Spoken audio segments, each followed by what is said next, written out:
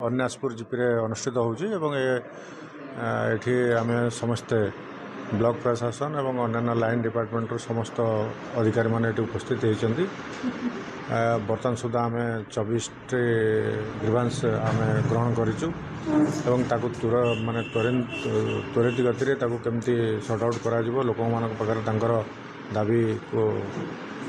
रखा क्लियर कर व्यवस्था करुँ ठीक ठाक चली कौन बर्तमान सुधा एतटा कौन प्रोब्लेम भी आसेनी तेणु जी ग्रीवांस आम आज ग्रहण करूँ तुरंत भाव में सर्ट आउट कर। नमस्कार